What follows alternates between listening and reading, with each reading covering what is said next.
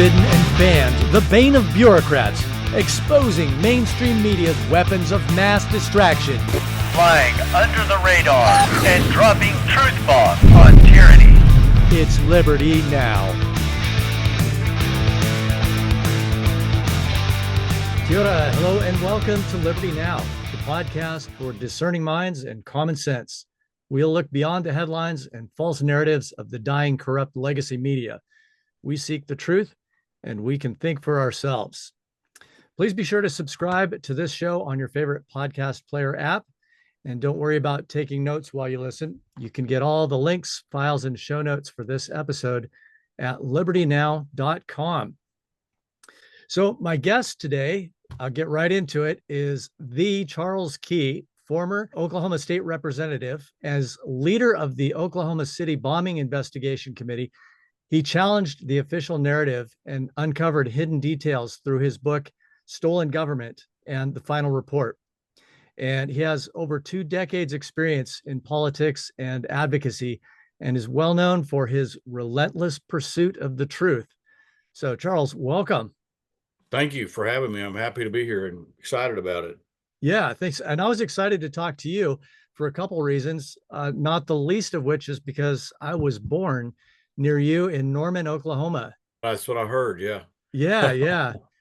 And I was especially interested to learn about your efforts to really get at the truth of the Oklahoma City bombing, because I think there are a lot of people, myself included, who question the official story behind that. But first, I'd like to talk about your work as a state rep. So how did your bipartisan mentorship you talked about influence your transparency advocacy? The fact that I served under both in minority and majority in the legislature. Yeah, you worked across both sides of the aisle. Transparency was one of your big issues.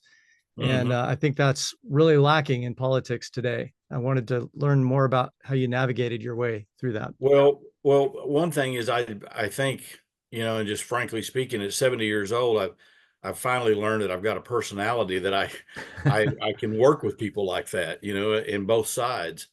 And some people cannot do that. But that's helped over the years. My first tenure of 12 years was when the Democrats, I'm a Republican, were in the majority. And so I was in the minority.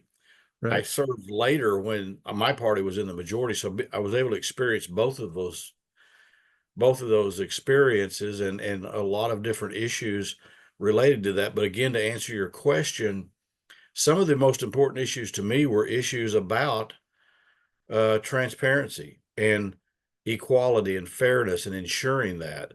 And so the book Stolen Government is about how special interest groups and other members that get elected to the legislature that really want to feather their own nest, how they use the rules to control most of everything that happens in a legislative body. Yeah. And, fairness and equality seem to be the buzzwords on most Democrat platforms these days. That, it's what they've built their reputation on. And I just don't see that. I see the opposite of that, even though they, boast it. Where is the disconnect? Well, when I speak about it in our conversation, I'm going to be reflecting back in the 80s, 90s, and even the 2000s. Yeah. And as you go further back, the Democrats then are not anything like the Democrats of today that are activists involved in the party. And I think that's the biggest part of the answer to your question. Yeah. I'm not the only one. I've heard this talking point a lot, that they are just not the party that we grew up with. I'm not a spring chicken myself. I was born in the 60s, and it doesn't seem like I was much more sympathetic to the Democrat Party back in the day, right up until about, I'd say Obama's, first term. And I think I was really misled by his charm, like a lot of people. And I've really started to rethink politics since that time. But did you ever read Kennedy's Profiles in Courage, JFK's book? No, I never did, but if I could, I'd like to share with you, I think, which is my favorite quote, which is a Thomas Jefferson quote that applies to what we're talking about. Yep. And he said one time, he said, in questions of power, let no more be heard of confidence in man, but bind him down with the chains of the Constitution. Oh, And yeah. as you think Amen. about that, how much in our time, how much is spent talking about, because you made me think of that because of Obama's charm. He is charming. He's a great speaker, but we Hmm. think in terms of, oh, that would be a great person to be X fill in the blank because they have this great presence. We had a U.S. senator once that said in an editorial he was putting his support behind, oh, what's the guy's name that was from Tennessee that was a famous actor and he had a big John Wayne kind of presence. Anyway, that was our U.S. senator's primary argument in his editorial. He has this John Wayne presence, and we need somebody like that. I'm Right. I'm I say that's the ridiculousness that we've come to think like. Yeah, it's like the cult of personality, and identity politics is what guides, particularly on the left, what guides voters today, unfortunately. And instead of, homing in on the issues, the specific things, instead of, arguments about people's personality or how they look. And yeah, it's brought us to a very interesting place in politics today, not what it used to be. One of the overarching themes of Kennedy's book, for those who haven't read it yet, and I don't agree with everything, or his political ideology, but he had some really good points in there, and his whole book was about, the overarching theme was about compromise and reaching across the aisle and working with people, and meeting them where they're at, and through that sort of openness and willingness to compromise and discuss and dialogue, he accomplished a lot, right up until he uh, angered the wrong people. And Yeah. we all know what happened there. But do you think that kind of statesmanship can still work today? Well, I think it can, but that this is one issue that I've been particularly interested in and talked about from time to time. I remember Bob Dole saying, or being quoted as saying something like politics is the art of compromise. Right. But my personal opinion is that it really it that statement and what many think of in the political realm of politics and government action and blah blah blah, however whatever you want to describe it as, is that it's supposed to be about compromise, differing opinions coming together and kicking it around until they find a way to agree on something. Right. I, I personally recognize that as part of the process that's just natural human relations. But I Yeah. personally disagree with it from the standpoint of our American form of government. I think the primary responsibility of the people that we elect to office, primarily legislators and people in the executive branch, is that they are supposed to protect our constitutional and God-given rights Yes. and follow their oath of office, which would mean to follow the Constitution. And anything compromising that is antithetical to what they're there for and what the American system is all about. Right. I agree with that wholeheartedly. I think that there is room for compromise on some things, but when it comes to the Constitution, I'm a little more absolute on that. And I'm also becoming more and more of a free speech absolutist as well.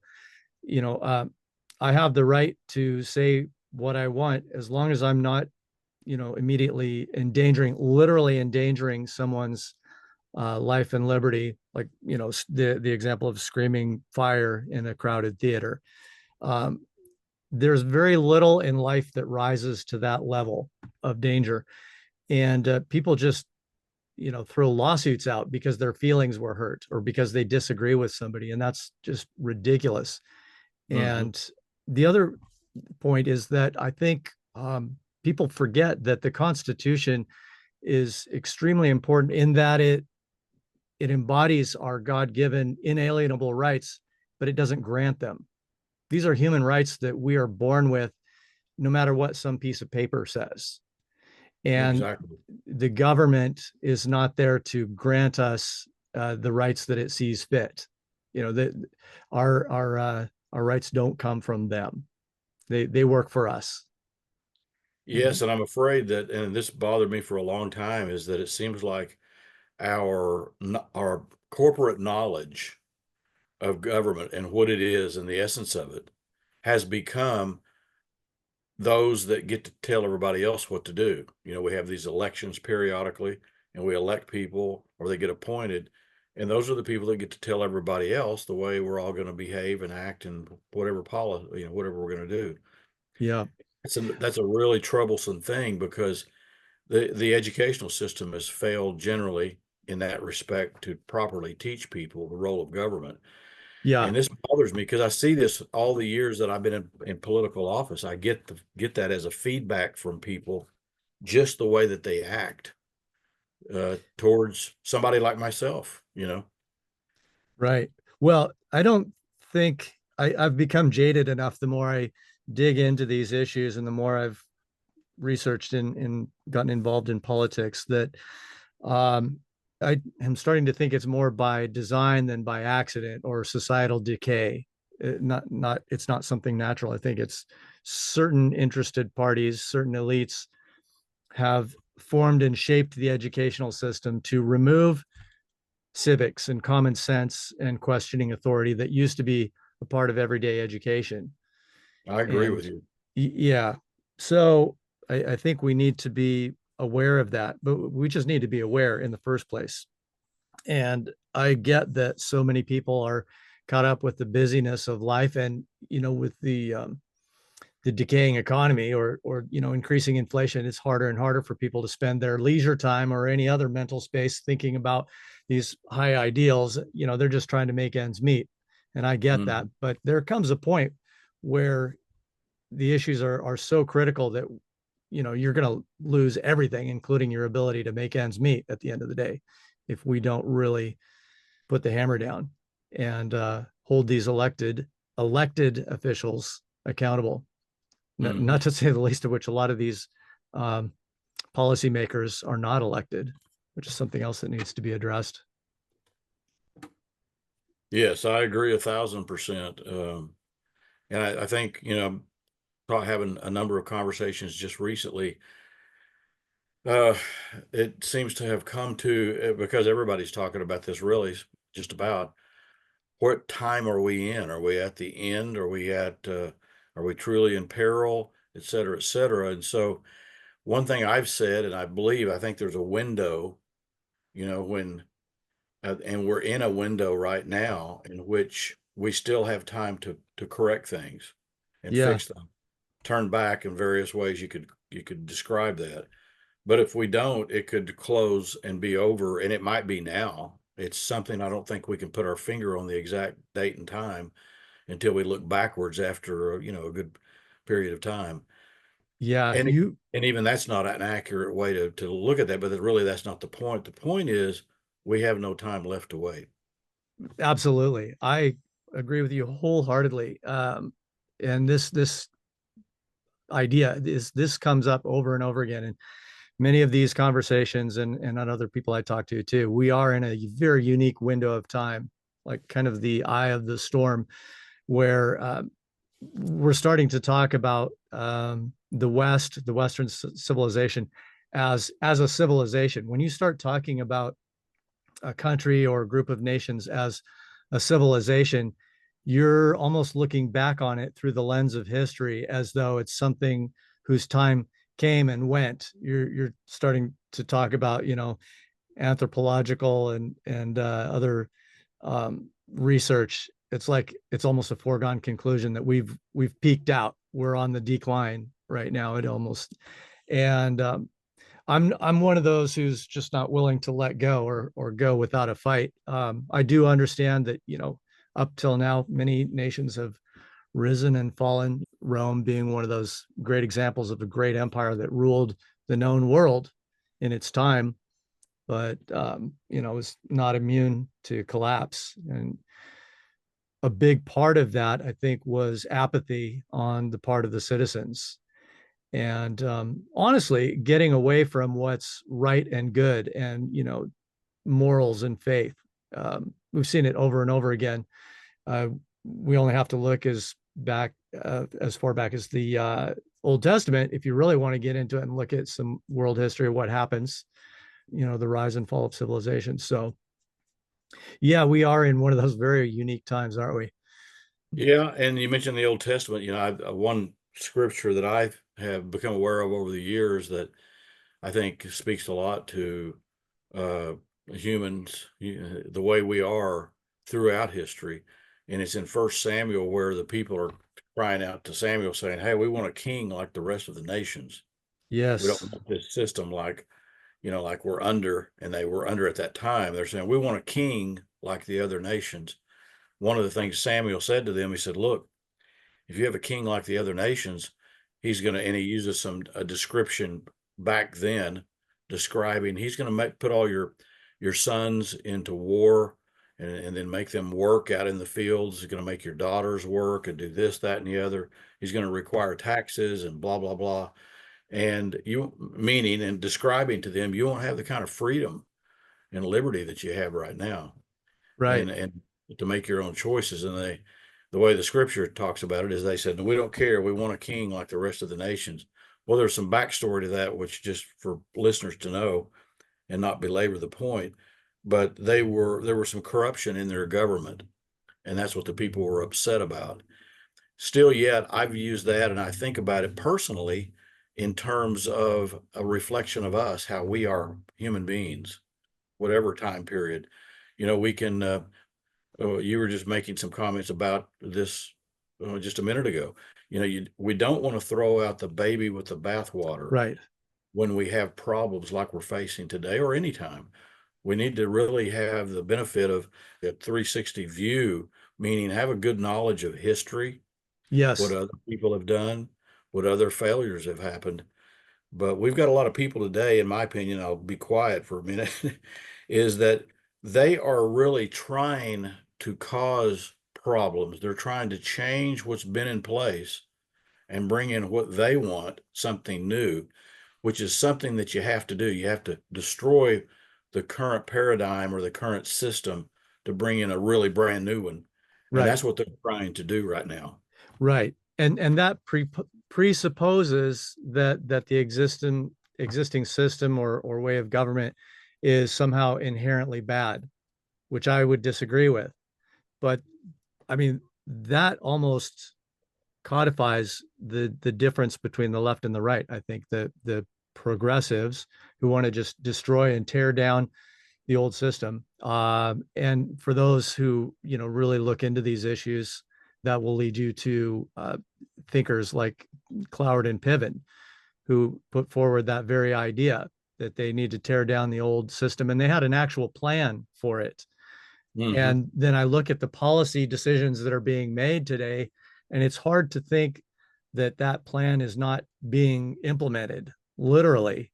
And we're seeing the fruits of that today, just with the direction the economy is going and everything, which brings me to where we're at in the sort of state of politics, not as usual we're in today. I wanted to get your thoughts, Charles, on Trump. Um, a lot of people would just immediately knee-jerk reaction, have an opinion for or against him. Um, but just looking at it from the big picture, stepping away a little bit, I don't think it's as much the man as he is sort of a symptom of the times that we're in.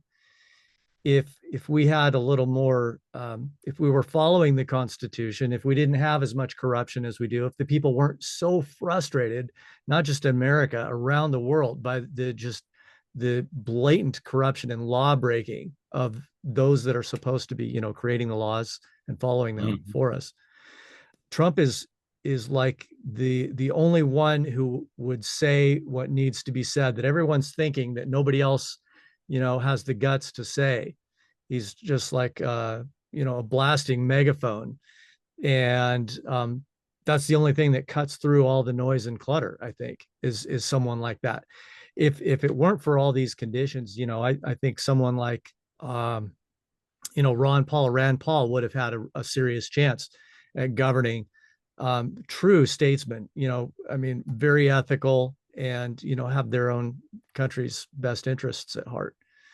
But that's kind of my thoughts on, Trump and the whole phenomenon around him. What do you think? Well, I agree, and you mentioned Ron and Rand Paul, and those are probably the two guys that stand out in the last couple of decades or so. That, Yeah.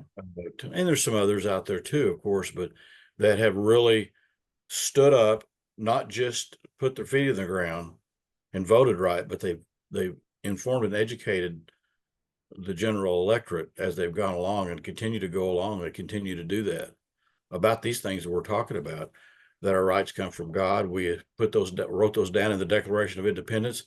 Further, just laid out this new form of government that truly served the people, and were servants of the people, not their authorities. And so we've got to. I think there's a lot of learning, relearning right now for a lot of people, which is a really good sign. I don't know if we're going to make it or not, but Yeah. Yeah. there's a lot of people that are really getting back to that and understanding that. But I'll tell you one other thing that really bothers me, John, is, and I'm a church goer, been going since I was a kid, Yep. still go to the same church I've been going to since I was about 7 or 8 years old. Ah, good on you. And I know we're kind of time limited and things like that, but just to say this briefly, I'm really disappointed in the churches, generally speaking. Oh, yeah. Yeah. In America, I see most of them are watching these things happen and not being a positive force or influence to try to correct these problems or address them. Right. That's kind of their job Yeah, and as that's a sort of a big, backup big system. problem. Yeah. Yeah. Yeah. I guess if you could say that there's three pillars of society that govern society, analogous to the US government, you have the executive, the judicial, and the legislative, right? Yes. Branches of, co-equal bodies that are like a check and balance. And I would say that societally, like church, honest religious institutions would be one of those pillars, sort of in. But well, you may have heard of clergy response teams. I have, but I'm not real up to speed on all of what they do.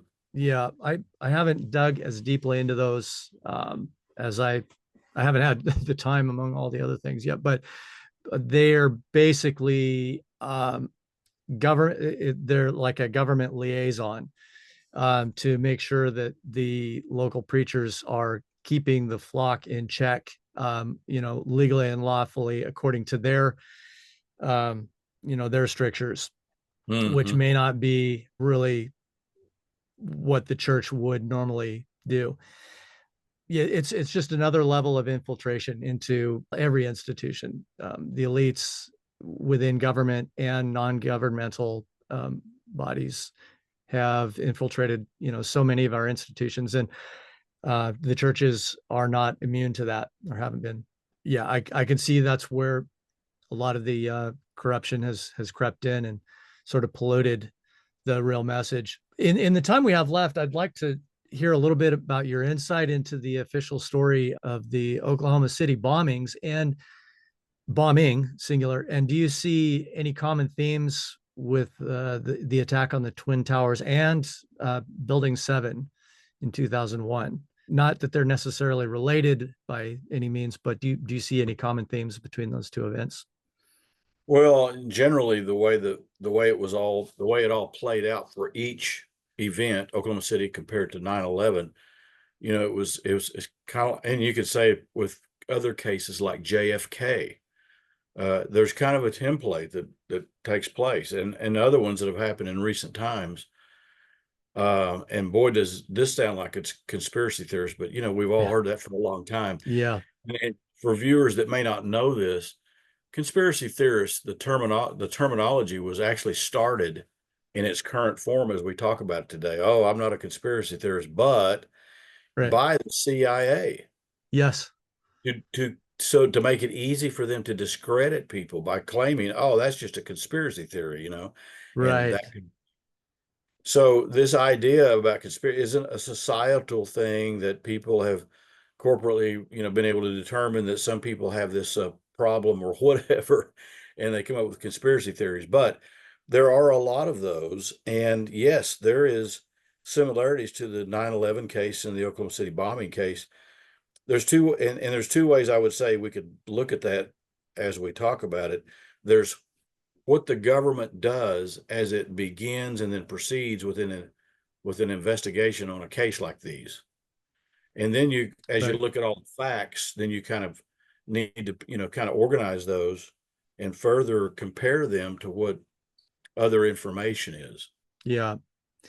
There seems to be a lack of willingness to do a really thorough investigation, or it seems like bits of evidence, glaring bits of evidence that should have been included. I've done more digging into the 9/11 Twin Tower collapses than I have in Oklahoma City, but I do see similarities there in the lack of evidence that was pursued. So you've been a little more deeply involved in this. Can you describe any hidden details from the Oklahoma City bombing Yeah, as a matter of investigations? fact, John, I'm going to get up and show you a copy of the book. Okay. Where'd it go? Here's one right here. We produced our group. We organized a group along with some other people called the Oklahoma City Bombing Investigation Committee, and we produced this Yes. 555-page report, Wow. size of a phone book. And so within that, we we had a very comprehensive investigation that went on for about 3 years, and then we started putting this report together. Actually, the report came out literally 2 weeks after 9/11. Oh, wow. We were Yeah. receiving it from the printing company. It was actually less than 2 weeks after the 9/11. Well, and all the other thing, I was just looking at dates too. I never made the connection. It may not be a connection at all, but Timothy McVeigh was executed, as we all know, but it was just months before 9/11. Yes, and you know what, the press was on us here locally and in the state, but even nationally. I was the go-to person from the opposition side, Uh-huh. and there were two or three others, but then there was the Justice Department officials, FBI, and those people. So the press was always coming to us all the time, and this was just front and center in Oklahoma news and even national news, especially the first couple of years, and then even going beyond that. And so I'm saying that to say I will never forget many things, and this is one of them. The press kept coming back to me saying, "When is this report?" They knew we were working on it.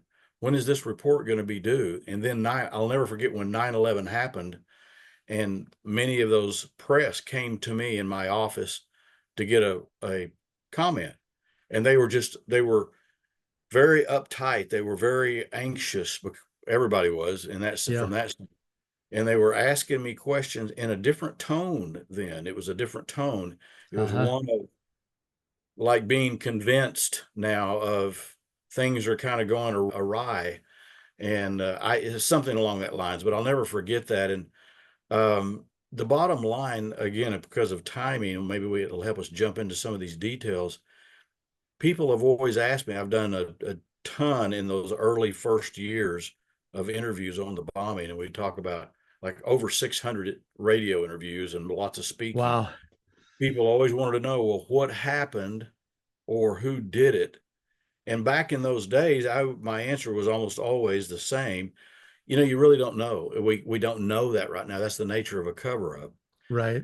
But I'm saying this now to say, John, that we do know, even though there's still things we don't know, we know that this was started after Ruby Ridge and Waco. Wow.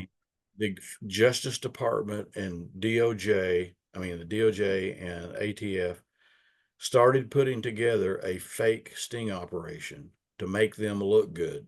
See, they Right. completely set up a fake sting operation. And that's really what the Oklahoma City bombing was. And we have now Wow. government documents, many of them in this report that I just showed you, a copy, what it looks like. And then some other things have come out since then. I'm thinking of a one document, like everybody's used to seeing documents that come out from Freedom of Information Act or something like Yeah. that. And you have a lot of redacted stuff in it.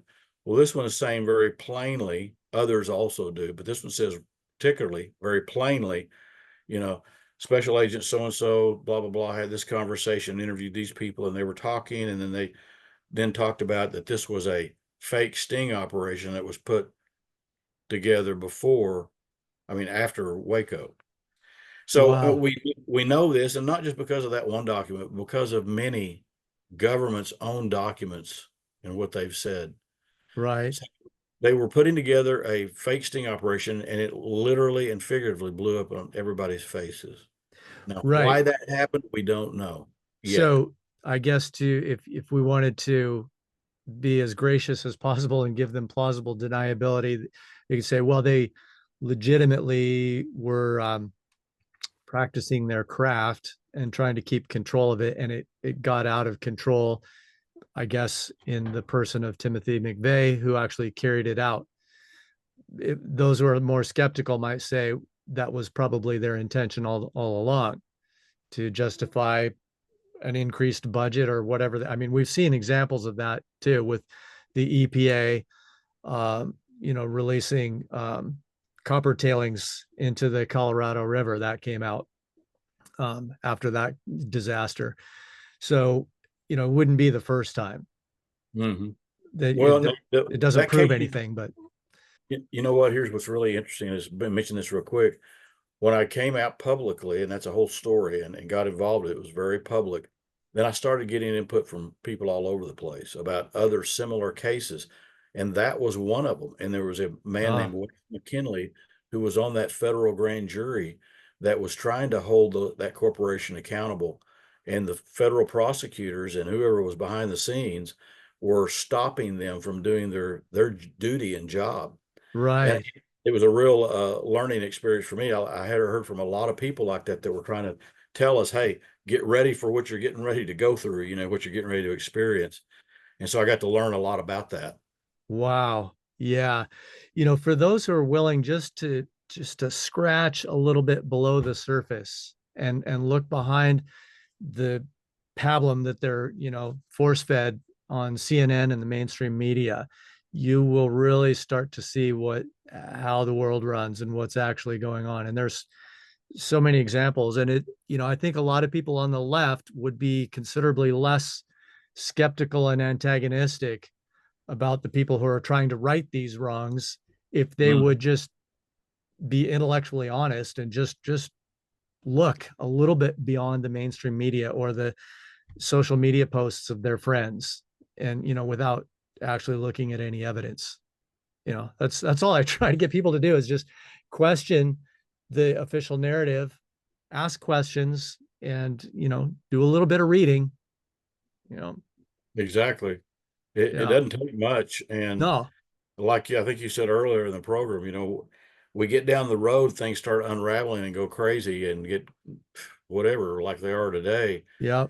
There's a reason for that. And it's because going backwards in time, we corporately people didn't do things that they needed to do or should have done to Right. keep the thing from, a problem from getting worse. We still have to look in the mirror, and yeah, we have to hold these people accountable. Charles, we're about to wrap up here, and I have really enjoyed this conversation, but I want to make sure people know how to get a hold of you and learn more about your work. What's the best place to send them?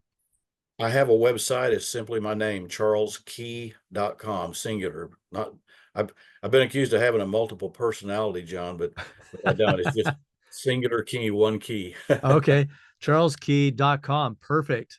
Well, And that's then, awesome. then you can go Um, to Amazon to get the stolen government book or that bigger report of the bombing. They're both available there. the final report.